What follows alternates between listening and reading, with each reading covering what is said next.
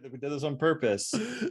And with that, welcome to the Duke City Chronicles. Hello, I am Jason Russell from Critical Dice. Welcome to the Fable 42, where we build community through friendship, gaming, and chaos. This is the Duke City Chronicles. You can watch us live on Fable 42 Twitch's channel, Friday nights, 6 p.m. Eastern, 3 p.m. Pacific. And if you're feeling froggy, 4 p.m. Mountain. This is our Q&A episode. We like to kind of do these every so often, and it's high time we did another one. So so we'll still do a giveaway. So go ahead and put exclamation point critical in the chat to do that.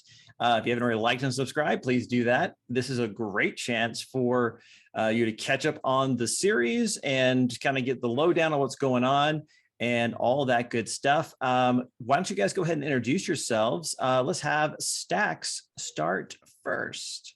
Oh, hello, everybody. I am Stacks, also known as the Judgy DM on social media.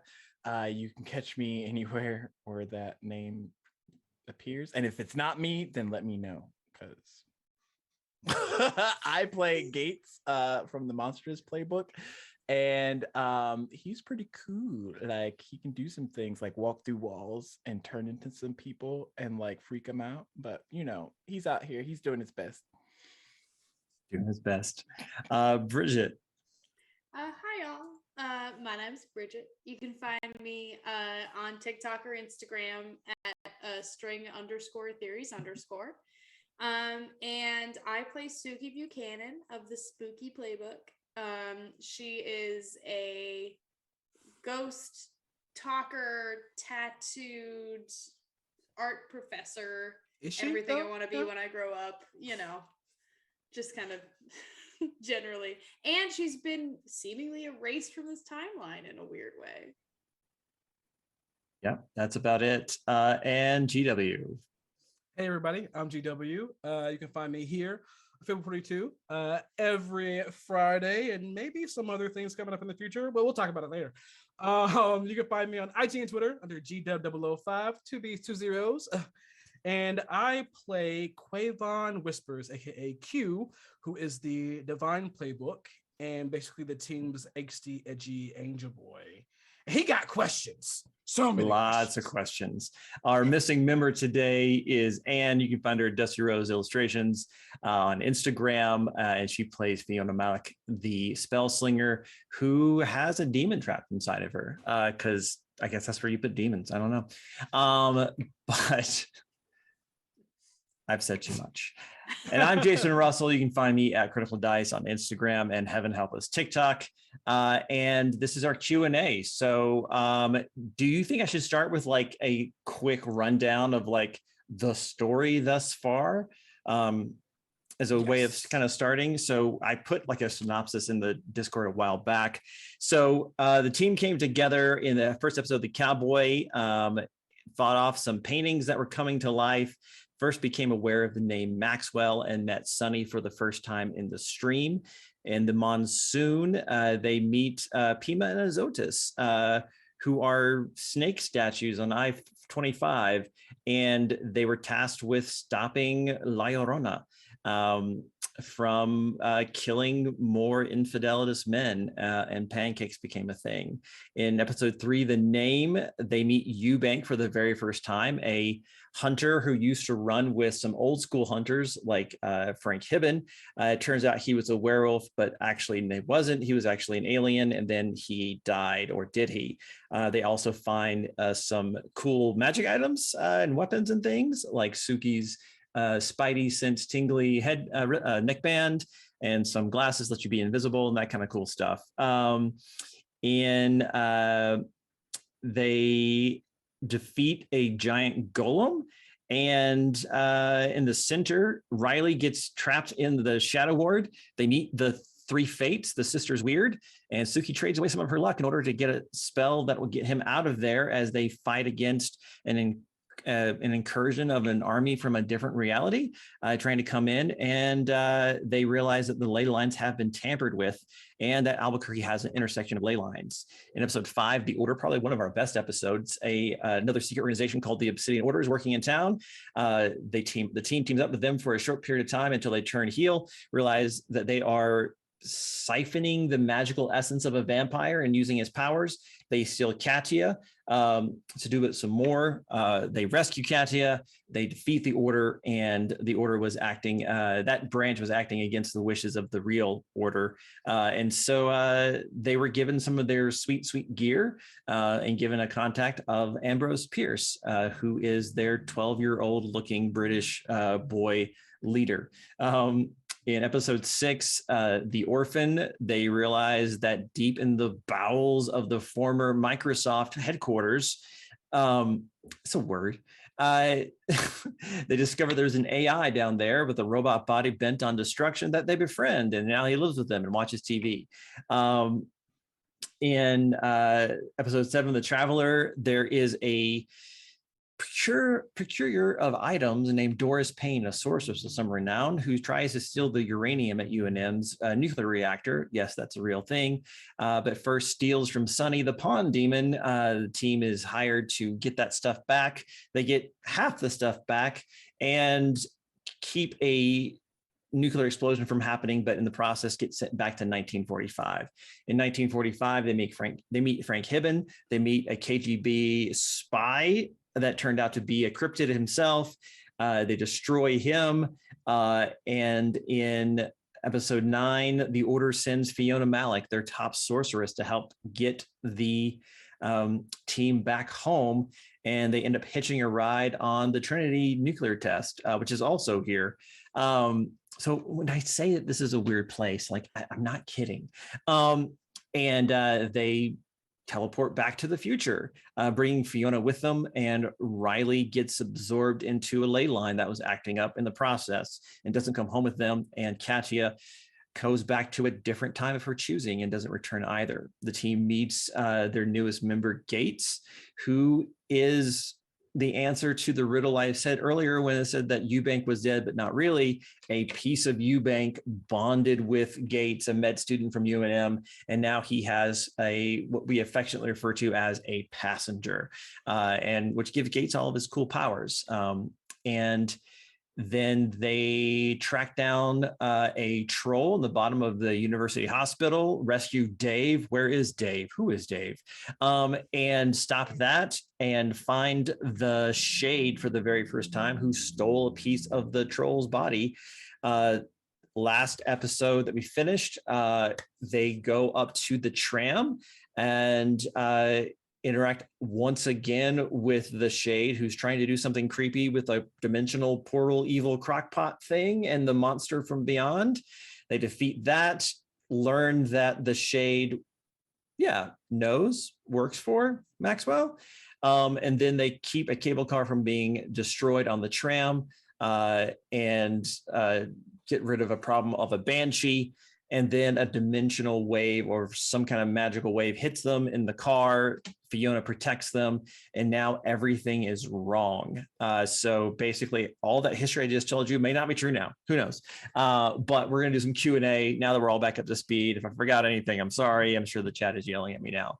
But yeah, last time we did a Q&A, we made Q the keeper of questions.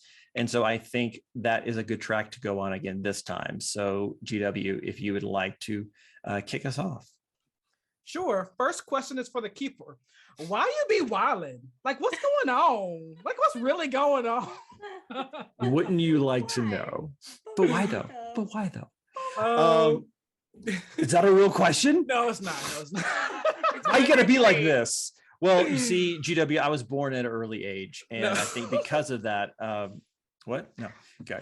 My first question is for one of our newer recruits, Gates, aka Stacks, aka Hibben. No, not Hibben. No. Eubank, aka Hibben. How many passengers y'all got? One of these days, I'm gonna make a world anvil, so you guys won't get all this wrong again. But go ahead. So to Gates. I'm curious to know, like, you out of all the team, you were the regular one. You had a regular life from birth until like a couple of weeks ago.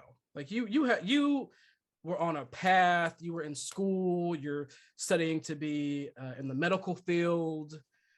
Like, you know, I'm personally curious about, you know, your upbringing, your parents and all that other stuff. But my question to you is, after all that normalcy in your life, how do you feel now having an alien entity within you, like bonded to you? Like this host or this passenger is like just a part of your DNA. And all of a sudden you can do all of these like science fictional things, and you have all these memories of years and years of life as different entities from this one like extraterrestrial seedling pod within you. How do you feel about that? Like, how do you feel? I mean, fine. What do you say to that? Like, it's not like I imagine it's not like Gates can wake up and be like, maybe I just won't have a passenger today. So he doesn't get an option. Yeah, I think because of his medical knowledge and Stax's previous knowledge of like how the medical field works, their only rationale is to like deal with what they can deal with in any given situation. So because all of that doesn't make sense, it's just like stored over here, and then he's just like analyzing it as he goes, but he's not like, I don't think he's like processing it at the same rate that like normal people would process, like, oh, I got this thing in me, oh, I can walk through walls, oh, I can do all this other stuff. Like, I think medical people have to be able to like set themselves into another mind space when like really crazy stuff starts popping off. Otherwise, everybody's just like panicking in the panic room and nothing's getting done. That's a really good point. That's how I imagine Gates is for all this. And noted, y'all are like dissecting. It wasn't like the guy when we were at the tram. What's his name? Christopher? Eddie. Eddie. It wasn't like him when y'all just like gave him the whole thing all at once. And I was just like, poor Eddie. I had like a couple of days at least. But because he's getting like gradually, I think it's easier. Even though like there are lore dumps and he's just like, I'm not going to talk about that part, but all right. A true trooper, just putting everything in a section, and we're going to deal with that when we get to it. I like that. Very cool. Is he having fun with his new powers? Secondary question. Just yeah, I think his most fun part was changing into Eddie, and then the salt. It's salty here. The salt. Dave. Dave I isn't taking it as well as I have another question. However, I'll pass it to anyone else who has one burning. Maybe Bridget. I have one for you, my friend. Oh. So as somebody who is in the like old group iteration as well as the new group iteration,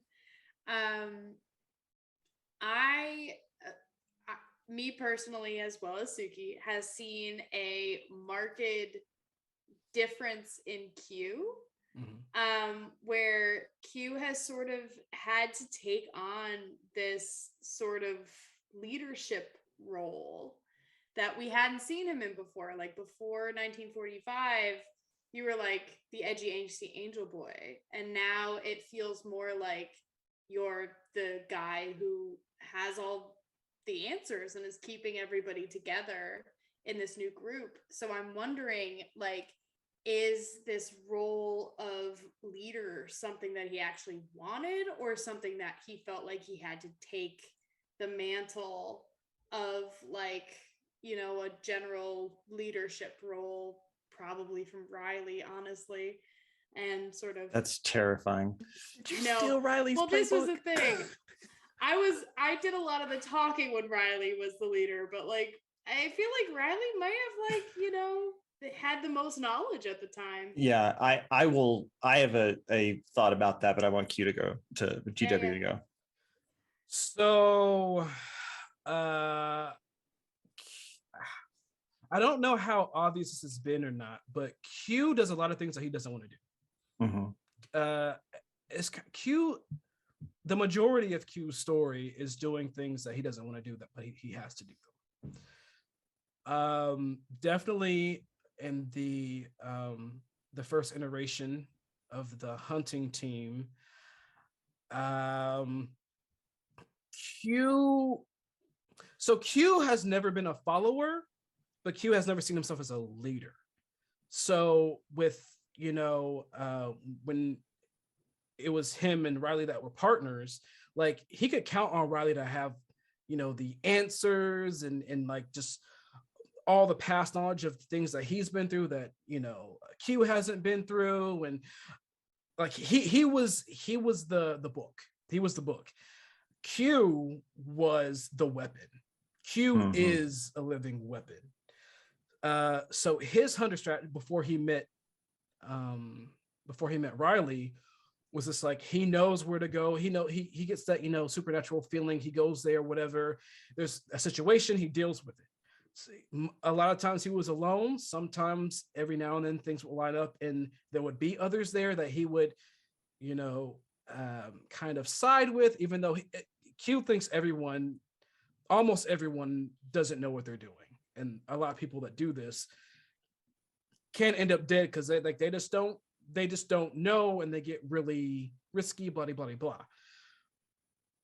But the way I see Q's story right now is it's very much like Robin turning into Nightwing, kind of.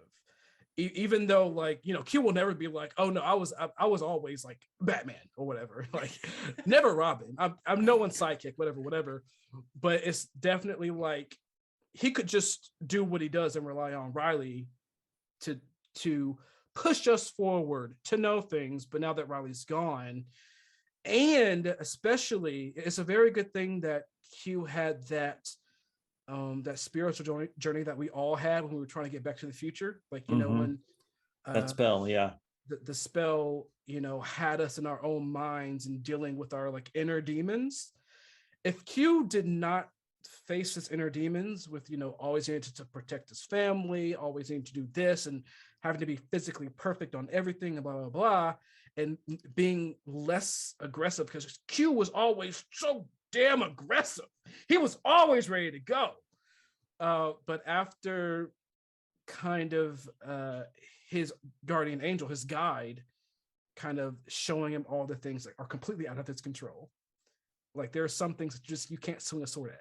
There's some things that you can't trap in a chain. It's just you can't heal everybody. You can't hurt everything. You can't fix everything. Once he got that realization and it like really hit him, it kind of tipped the scale a bit to him being less reactive and thinking more about what he's going to do before he does it. And I do have before Riley got taken into that ley line, Q did learn something from Riley. I do have a move from Riley's playbook. It's is it sneak attack?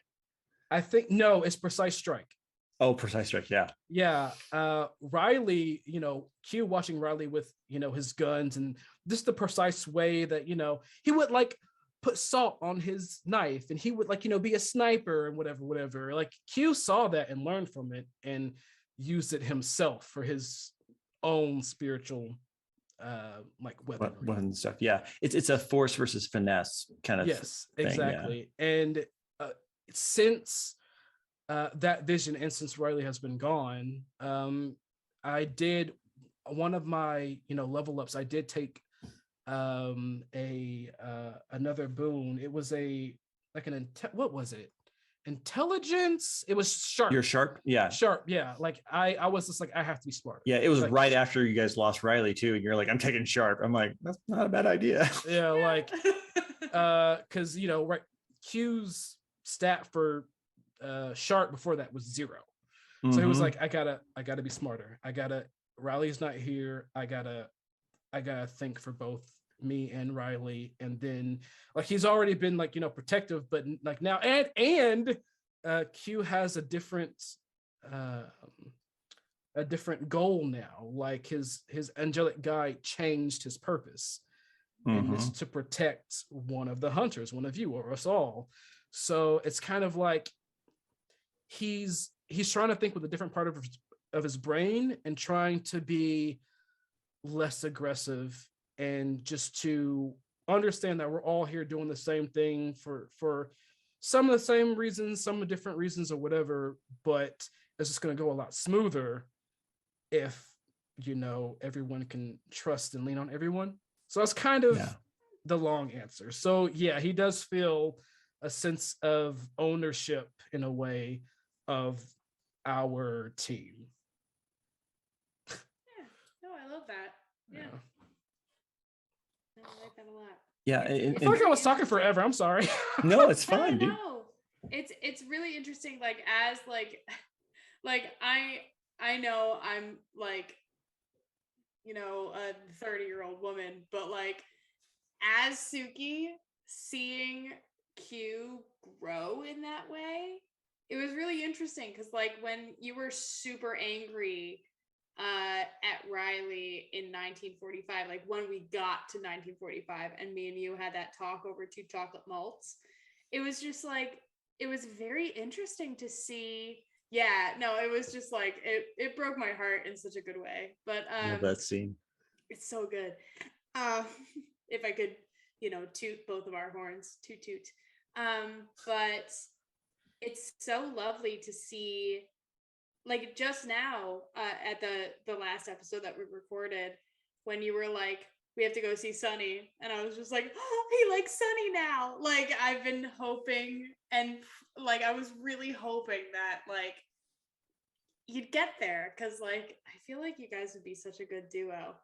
But then Sunny forgot I existed, and now I'm like, okay, so your face, you looked heartbroken, and I can't tell if that was like you role playing as Suki or like just Bridget was bummed. No, that was pure Bridget. That was 100% Bridget. Because I saw your face, and I was like, I'm sorry, I love you, sorry. It broketed me. It literally like brought tears to my eyes a little bit, because it's so interesting, because like in this last episode, we're airing this Q&A after our yeah. Right. Okay, cool. So that all happened. So just trying to get my timeline right. But Timelines. That would be a first. Timelines are crashing down around my ears like constantly right now. So I'm just like, am I on the right one? But anyway, like it's been so interesting, because Suki has felt like such a fixture in this community and in this timeline. Like everybody kind of knows with Suki. Like Miss Suki goes and talks to literally everybody living and dead. And it's really weird that I can't find my ghost, and my other ghosts don't really recognize me, or they're weirded out by the fact that I can see them now. And it's very weird. But it is. So I want to talk about that. So like at the end of that episode, after we finished it, like when we were off the call, Bridget was more or less like, it's like I never had my powers. And I'm like, yes. Like not to like do everything off camera, but like, yes, it's exactly like that. Yeah. And so it was, I don't think I'm spoiling too much, because we'll still like do all this in game, but it was really fun for me to like go back through all the episodes and go, okay, so how does this turn out if Suki's not part of the team? And it was a fun thought experiment that we're going to play in for a while. So yeah. And even the way that came about was really fun. One of these days we'll do another Q&A, maybe at the end of the series, and I'll explain like So just real quick, like no one asked this, but like I am so excited to play the stuff that I have prepared. And some people may not know this, but this game has an end. It has a finishing point. And it's basically a story in 3 arcs. So from the beginning to 1945 is like arc 1. 1945 to the end of the episode that we just started is 2. So, which is called, and it's still down there in our overlay. It says The War is what this one's called. At the end of the war, that's the beginning of Act 3. So we're dialing into the end game. And I'm so excited to like show you guys that stuff. But also I can't wait until it's over. So then I can just like, okay, so here's what was happening with this. And it never came up, but I want to share.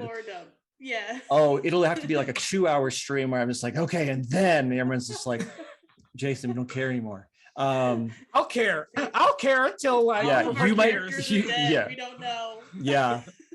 And just like and like, that's the thing is like, you guys do stuff that surprise me all the time. And so there's some things that I was like, oh, I could do this. And it just never pays off or it never happens that way. Although in the current timey-wimey stuff we're dealing with right now, some of that stuff did get to happen because I can. Yeah, but yeah, there's new breadcrumbs for you guys to find. But all that being said, I think there's some stuff that I think will most likely happen in the future, barring player agency, which I think will be really, really cool. And it's like stuff that's been set up for a long, long time. So I really hope it does happen, but if it doesn't, okay, that's fine. So yeah, it's been really fun, and there's more to come, and some of the stuff is just really buck wild, and I don't waste any part of the buffalo, right? Like, so like we're talking about Q, like the facing your own inner demons spell from 1945, and Suki realizing that she wasn't the one driving when her husband died in the car accident. That there was a breadcrumb of that in episode 1. And that I am, and you know about this, don't give me that face. Because you have your first flashback after you meet Ralph for the first time in game. And right. If you go back and listen to it, you're in the passenger seat, and it just kind of went over and no one thought about it. And so there's a lot of stuff like that. Where I'm not as detail oriented as GW is, but I try my best. I think you are, or if not more. Are you kidding? More so. So I have actually, before I say anything, Stacks, do you have any questions? Anything burning? Other than what did you guys get me into? This one is why for the God, keeper. why? Oh, okay. Because I asked GW this, and he was like, you probably should just ask Jason, but kind of similar question. When you plan out your arcs, like past arcs that we've had, do you have like a definite start finish, or like you think that it'll be at least this many parts to it, or is it just like open-ended? So I plan stuff so that they're typically 3 or 4 hours in total. And we record around 50 minutes with, intros and trailers and this and all that stuff. But there are some that have surprised me. Like I think the orphan was with Avi, the robot, was supposed to be a little shorter. Because it came after the order, which was like 11 hours of content, I think, all said. And I didn't think the order would go that long. And it was the first time where we started doing 1-hour episodes. And that hunt just kept on giving. And it was glorious. And I thought it was going to go really fast. And it could have been partly the new format of just 1 hour and doing it in chunks that gave us a kind of different pacing. It could be that I was just completely wrong and put in too much stuff, and you guys were just pulling threads. But I think it may be the format more than anything, because you guys did kind of all the things that I kind of thought you might do. And so I meant for the orphan to be shorter. and it would have been, but that team decided to go and visit the werewolf family, which was 2 more hours, and talk to the Fernandez family, who are hereditary werewolves. And so, which was delightful. And I love that. I actually, in the podcast, it's way behind. And so I'm just now kind of going back through those episodes. And it's a lot of fun. Just like, it was never clear, and Riley's partly to blame, why you guys went to go see the werewolves. Because like there was a fight, it was de-escalated, and then Riley's like, "Do you guys get what you came for?" And it's like there's a pause because everyone's like, "What did we come for? I don't know why we came here.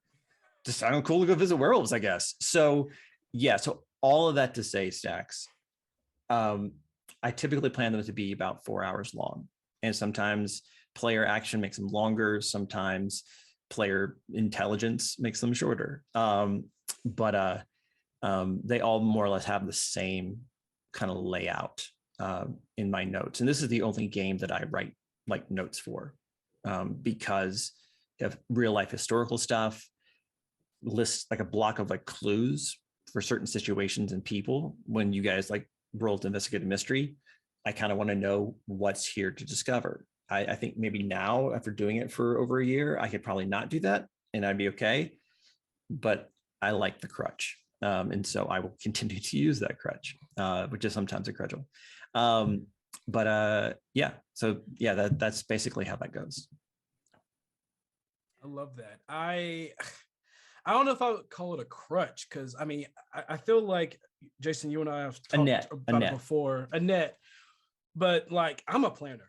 Like I like to plan things. Like I definitely, want people, my players and everything, to venture out and like do wacky things I didn't think of. But like I always want to have like, the juice there ready to give. So I am not mad at you or anything for being a heavy planner, because it's so good. Especially like when we ask the right question, or we roll high enough and we get like certain lore, we're like, oh, it makes me feel all kinds of good. So I love it. I will say that you guys ask great questions, and to your point earlier, Suki, I think I'm calling you Bridget, is that in the old team, the old iteration, version 1 of the C4 team, Suki was the leader when it wasn't combat, and when it was combat, it absolutely was Riley. And I don't think anyone like thought of it that way, but that's what would happen. And to what you were saying, GW, like, yeah, that character absolutely was like, what is it? And then, so what do we go do now? Was like kind of like he would come up with those plans a lot. And then if you needed to talk to people, it was Suki. If that went bad, Katia would just brain wipe them. Poor Eddie. Send them for coffee. Yeah. And then when stuff would break real bad, like Q's in there, like to rock and roll. And with Katia and Riley kind of doing some other like, very specific kind of frontline finder stuff, where it's like, he's got the sniper rifle, and Katia is like, doing the skirmisher kind of thing, where she's flying in, slashing and getting out kind of thing. So it was a good dynamic, but it was so segmented, right? But now with this version of the team, I actually kind of like it better in some ways, because not everyone has a definite role. Because now, like GW said, Quavon kind of thinks a little bit differently. And so he's multi-classing in his purpose. And Suki is finally learning that she's not a tank. And it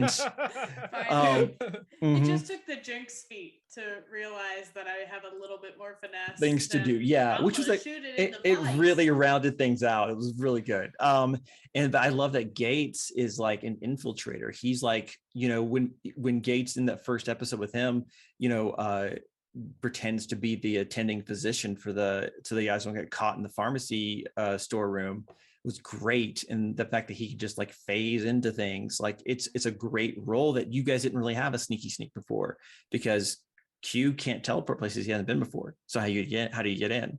There's a lot of older adventures, older hunts that power from Gates would have changed the game. And then with the just sheer volume of variety that Fiona can do is just right. She's basically the ace in the hole, where she's just like, could I do this? I'm all, roll it, because I want to see this happen. Yeah. Fail or succeed, this is going to be amazing. So it's actually really, really nice to have a purely natural character on the team now. I agree. It's so fun, and I love. And I've just caught up to time. Yeah. Reality. Oh, God, the whole time. I love another thing that I really love about this what are we gonna call it? Team C4 V2 is that I love learning everyone's abilities, because everything is just so new. Look at you. I'm trying to come up with a thing. We'll workshop it. It's gonna be great. It's gonna be great. I love like just kind of being wowed by everyone's new stuff. Like, oh, you can do that. You can do that. How can you do that and that? And it's just like I see Gates as just freaking Martian Manhunter from DC, all the things, and then here comes Fiona, like freaking Zatanna, I think is her name from DC. Yeah, just like I'm gonna try this. I'm gonna try that, and it's just like you made a giant shark out of fire. Like what? Just do that. Like I love it. Yeah, the way that Fiona like flavors her powers is just brilliant and a gem. I actually have a question for Gates, for Stacks. So when you first joined the team, it almost seemed like you had made a point of not explaining your powers to anyone. Yes. Where like you played, you didn't play your cards close to the vest. You're like, what cards? I don't have any cards. What are you talking about? And I'm curious, like, what, like, it was a great approach, because you get reactions from GW and stuff where he's like, but like, why did you choose that approach for the character to like slowly like dole out information and power sets and all that kind of stuff? Again, I go back to how I think he is just like dealing with everything.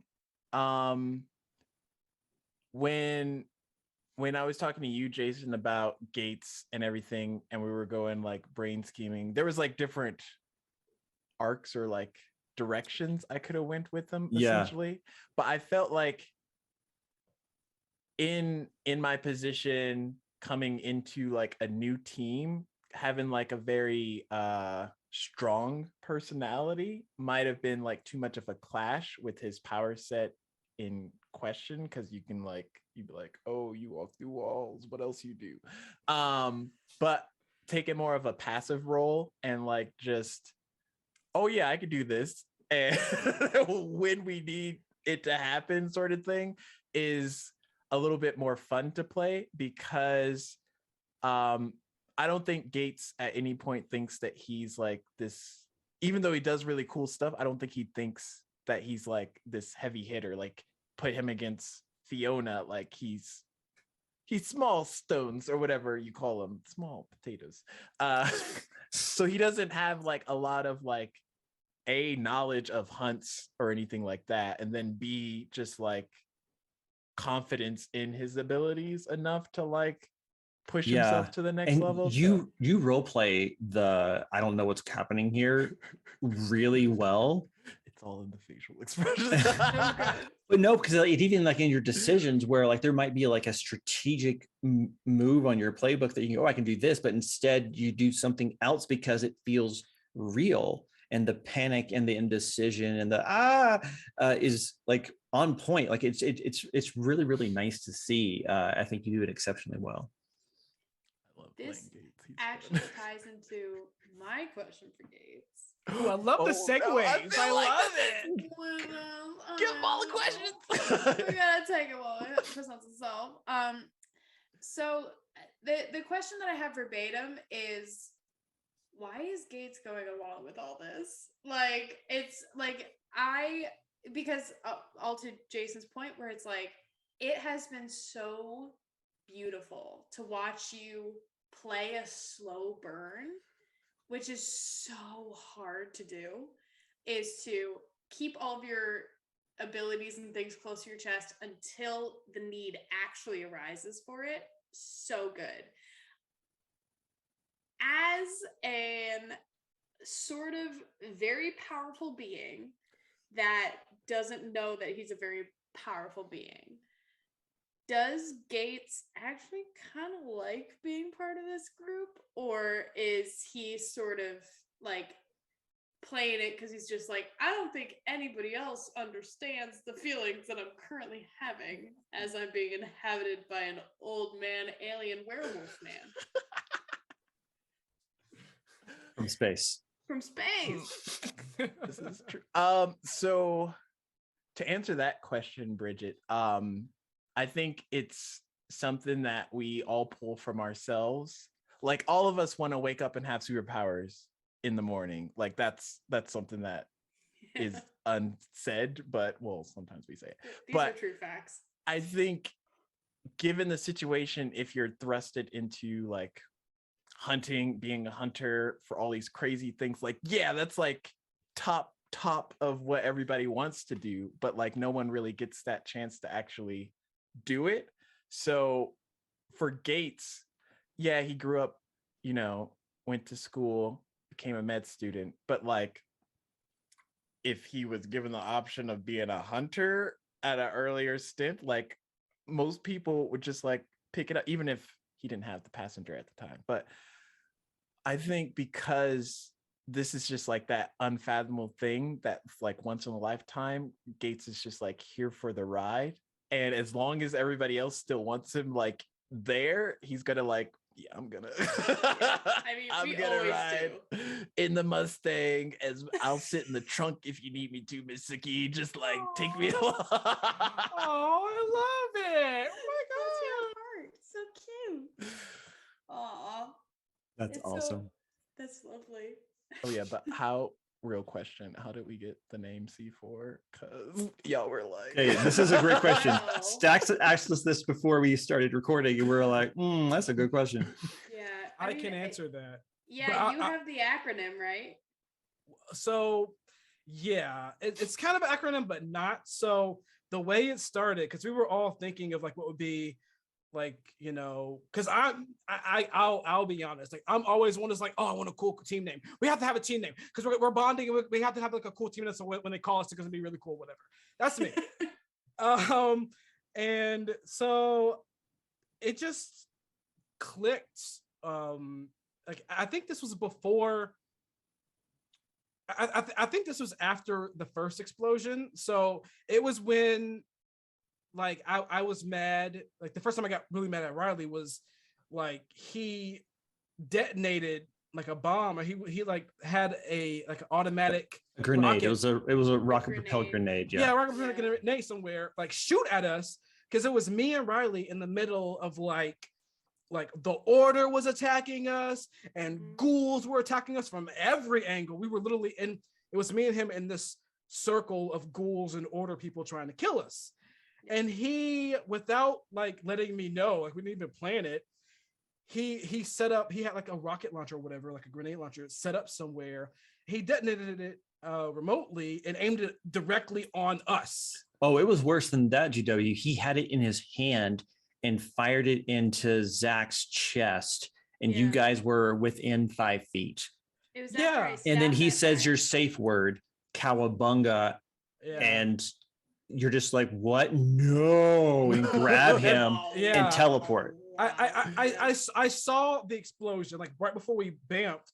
I saw like the poof, poof, like oh shit, and like And it's the first time you ever teleported the wrong place, like a Yeah. place you technically shouldn't be able to go to because of that explosion. And because he Yeah. did that, it Yeah, gave he- me the nightmare fuel to do the 1945 stuff. yeah, BT dubs. that first explosion, it actually, that was the first time it happened, but I didn't put it together. Mhm. But that the power of that explosion is what amplified my teleportation powers, and that literally sent me and Riley through different to Alaska. places. Yeah. Alaska and other Yeah. places, and then through like a weird multiverse ocean. area, and then I ended up in like another dimension where I shouldn't have been, and I was like kind of looking at my guardian angel in the face, like, oh shit. But yeah, so it came from that, and it was C4. Like the order had they gave us all walkie-talkies, but in the walkie-talkie earpieces and stuff, but in those walkie-talkies they hid C4 in them to blow us up pretty much if things got weird. We didn't know it. Yeah. And of course Riley was smart enough to open up all like the remote controls and stuff and find it. And I was like, oh wow, they just planted C4 in all of our things or whatever. And then somewhere along the line, I was like, we should be called the C4s. I think it was like a group thing, and each C actually meant something. So so for me, my C, because we were a team of 4, my C was like C for cool, because I'm the cool one. And then I believe Suki's C was creepy, because like she was like the creepy grandma. Creepy grandma, yeah. And then Riley's was like clever or something. Yeah, I think Riley's was clever. And then Katya's was Katya. I think it was Katya, but I think it was another thing, like another like, because she was really like persuasive. It was another word for like persuasive, but like charm, like charm or charisma or something. But the first time we ever said it, we're going down the list, we're gaining momentum, and we get to Katya, and we're all, and that last C stands for Katya. Katya. Just Katya, So Katya in it. that's actually how we got the name C4. And it just so happens that after that, more explosions started happening. And I was just like, wow, we really fell into this name of C4, this team C4. And like, that's why every time I write it or whatever, I make a post, I always be sure to make like, I put like the boom emoji. So that's how that happened. And all the names before that were terrible. Riley would come up with these names, and we're all just like, no, super bad. It was number 17, like, you know, like the number 17. Yeah, that was one. Yeah.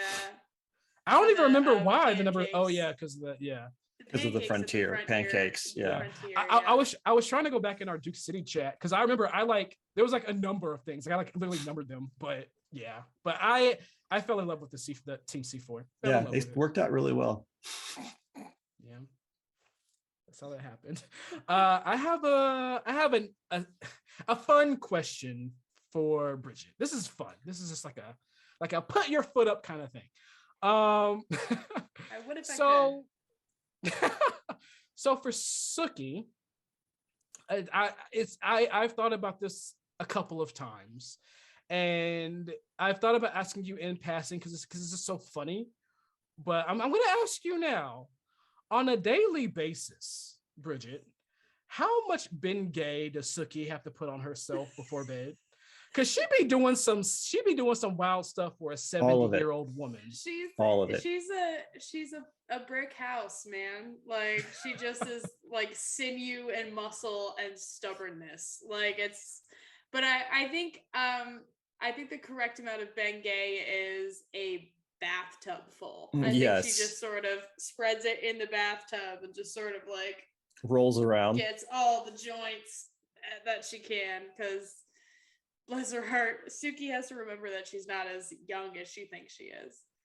No. Like I specifically modeled her on when I was 16 years old, I used to work in this old folks home in my hometown of Scranton, Pennsylvania. And one of the women there was named Betty. And I was 16 when I was working there. She had been in the home for 18 years. So she had been in the home 2 years before I had. And unfortunately, about 10 years ago, she choked on a hot dog. So she had to have like pureed food. And she never forgave my boss for that. I worked in the dietary department. And she once like threw her plate like a frisbee and pegged me in the back of the spine so hard that my whole lower body just sort of like collapsed like a puppet. It was just sort of a like one of those toys where you hit the bottom and it like very that like yeah, you squeeze it and it's just like oh no, like yeah. So sorry. I lost my headphones. I went way too far. But luckily they're Bluetooth. But yeah, so she was sort of the basic model for Suki as a whole, somebody who knows her own strength and doesn't know any weakness like whatsoever. But yeah, no, that was always my thing where I was just like, this woman should not be acting the way that she is, and yet she is. These New York grandmas out here.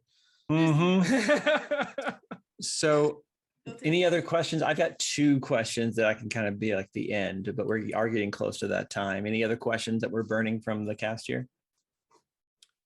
I have No, I'm good. I have 2 more. So Do it. one, I feel like they're pretty easy, or one at least is. Yeah. Gates.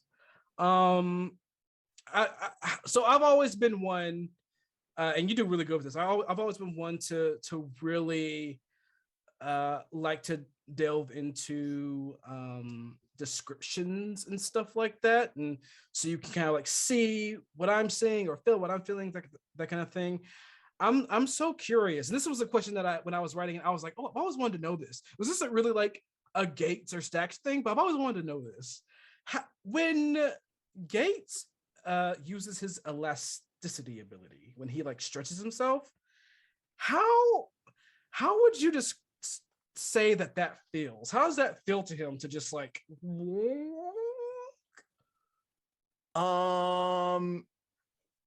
I imagine that is like a weird thing, because like I have to separate the bones from the structure of what his arm changes into, because usually when he stretches, it's like the passenger's arm version rather than like just, Gates' arm stretching out towards. So I imagine when it shifts to that alien form, it's almost like you ever fall asleep on your arm and it's just like staticky. Yeah, pins and needles. Yeah. I imagine it's that, because like at that point, that's not Gates, that's all Eubank.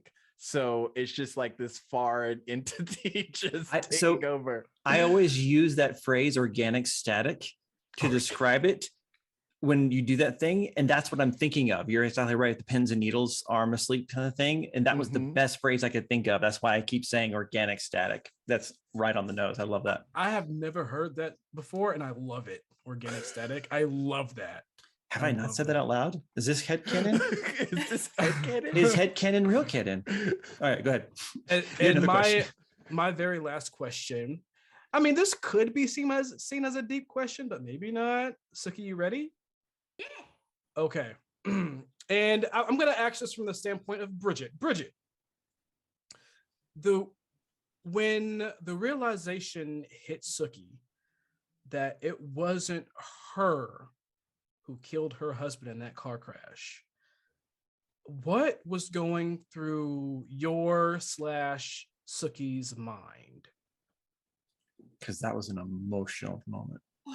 That was super. That was real tears. Honestly, it was total shock. Like I wrote the character with the express thing, she killed her husband. Like that was my whole like sort of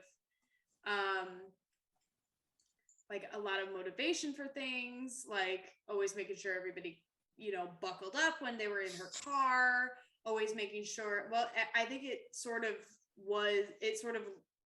played into her tankiness.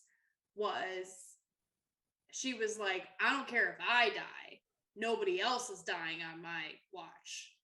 Because literally the person that she loved so much and devoted her life to so much, like I was thinking of my current partner at the time. Like I was like, if he died in a car crash and I was responsible, I would never, ever, ever forgive myself for that. And it was such a beautiful moment, like as like from an acting standpoint, when Jason was just like, you looked to the left. You were in the passenger seat. And it really did, like, it gave me chills. It gave me like a moment of like, I don't know what to say. I don't know how to deal with this. And I think that has sort of weirdly, like with the last couple sessions, Suki has sort of like not hung back, but like hasn't immediately pushed her way to the front a lot more, and has allowed a lot more people to like speak. Like she didn't like, immediately take over a conversation all the time, even though she's good at conversation. She seems to be like jumping in more when she's needed, as opposed to anticipating that need. And it's such an interesting, like with this last episode where like all like no one remembers her, it freaks her out a lot, because I think she thought that she should have died in that crash, and now the chickens are coming to roost. Like it is almost like she died in that crash and nobody knows her. Like she doesn't have her best friend Ghosty with her. All of her other like house ghosts that she makes sure to be a part of their lives don't remember me. And it's really interesting to be Suki confused, because Suki had all the answers forever. Like she knew exactly what to do. She knew exactly what to say to get them in or out of a situation. And now Sunny doesn't remember her. And like Sunny, it was like a major feeling for her. Like she befriended a demon. She like, it followed up her hypothesis that everybody can be a friend. And now like Suki's feeling lost. And that's the first time that she's felt lost, which is really weird. Like it's like a major confidence issue for her. But yeah, it all sort of stemmed from that, where it was like this major truth in her life was shattered in front of her, and she just had to deal with it. Yeah. I found in our Discord, Bridget, where you had given me your original backstory, and you talked about the dead husband, the car crash, all of that. And then on November 16th, 2020, I said, what if she can see ghosts, but never her husband? And you said that period heartbreaking. I love it. I love it. I love it. I love it. And then, she's always looking for him, crying face. That's why she kept the car. And I said, yep, cool. I'm so excited for this game. Yeah. I have been crying over this non-existent husband for so long, for 2 full years. And then you did kill your husband. And I was just like, oh, fine. Okay. Like, just reevaluate everything I ever thought. Fine. Yeah. Fine. It was the emotional equivalent of getting hit in the spine with a dinner plate. It was. Okay, so here's my final question as we're coming up on time. Is this, and like, this is for everybody, and be as big or as buck wild as you want, but I want to answer from individually from each person. What do you think is going on? Ladies first, Bridget. Oh no, I just talked so much. It's ladies first, except when there's danger, and I'm not sure that was a safe question. And even then, Suki's like, I got a gun. I got a gun. I know how to kill stuff. I'll stab him. But I think Suki thinks that because they brought Fiona back to like our timeline, she thinks that the Order is behind this, and they're trying to sort of balance out the world in like an Illuminati sort of way, where it's like, the balance has been disturbed, it must be restored. So like the explosion, it just killed everybody, because that's what would happen in the normal world if plutonium exploded. Everybody in that place in the building would be vaporized. And so now it's just like they're just trying to set the universe right, but Suki doesn't obey the laws of this universe, so they just had to erase her, like they did Mhm. current Fiona. Yeah, Damn, kind of. that's deep. Yeah, and also too, this can, like all questions in Monster of the Week, you can be as broad or as narrow as you want. So I like that Bridget answered our current hunt and the height of our mystery right now, but also even in general the whole premise. But Stax, what do you think? I'm a little bit different on the aspect of everything that's going on, because like from my brain and like from Gates's brain, Suki's the only one that nobody remembers. Like Sunny remembers Q and Katya, and like, why is Suki the one that like either doesn't have powers or whatever in this world? And for me as Stax, I'm thinking like maybe Fiona did something to like protect her. But I don't know. I think that's like a key element that we can explore in the episodes, is like, why is the one that sees like dead people the only one that is affected by all this, in the sense of like nobody remembers her specifically. That's what I want to know. So what I think is actually kind of different than you both, and I love how different we are. Ripple theories. So I/Q thinks that it was that ripple in time that we made back in the past, and that kind of ripple that we made when we forced our way back here, that kind of set things off in a weird way. And I'm thinking that the ley lines, because like we know, like there's just so many intersecting ley lines here in Albuquerque, that might be like amplifying this warpiness in reality. And maybe it's not over. Maybe even though we, shot back here and there was like a ripple, maybe there is some kind of scar that we left in space that is still pulsing, and as it's healing itself, might be warping everything else. Because it's like, because I'm thinking like, why would the Order want to attack / away Suki? Like, I feel like Ambrose, like, you're normally like the mouthpiece when it comes to talking to him. I feel like he likes you. Even like when shit gets real, I don't think he would be like, I'll just erase her. Like I feel like there's some kind of a friendship or a relationship in some way there.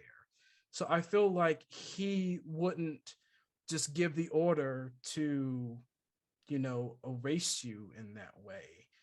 And just thinking that in this alternate timeline, that if I understand correctly, which probably I don't, that Fiona is still here and is like mega level caster, like the head of the magic department of the Obsidian Order. Like, I don't know. I don't feel like the Order is trying to attack us. But then again, that all happened, like when we get that phone call from Ambrose, that was before the major magic wave. So he could even be different. So I don't know. I think that this is just like the reality trying to fix itself. And maybe the Obsidian Order is trying to help reality fix it. but not attack us. That's where my brain is at. That's what I think. I like how you said, I don't think the Obsidian Order is trying to kill us. And in like a few minutes prior, you're like, and they put C4 in our walkie-talkies. All right. Well, okay, that was the bad branch. Okay. The branch of the Obsidian Order in Albuquerque. So that was like a road crew. Yeah, that was a road crew. Oh, okay. They're actually in the Obsidian Order prison right now. The ones that lived. They're in Azkaban. The ones that Because Harry Potter is canon. So that's what I think. I think it's just reality, and like the magic people here feel it and are trying to do something. That's why we got the call from Ambrose being like, yo, I think something's happening. So I don't know. This is what I'll say. No one got it right, but everyone got something right. And I'm not going to say more than that. And with that, we're going to call our giveaway winner. Congratulations. Please get us in the Discord. And if you were screaming questions in the chat that we didn't get to, please join us on Discord and ask away. We'd love to talk about all of the spooky ooky mysteries that we're doing here on the Duke City Chronicles. Please join us next week, 6 p.m. on Friday Eastern and 3 p.m. Pacific. And we'll be right back here and back into our game, continuing in part 2 of the war. And until then, Albuquerque's a weird place. Let's keep it that way. Bye, guys. Oh, God, reality.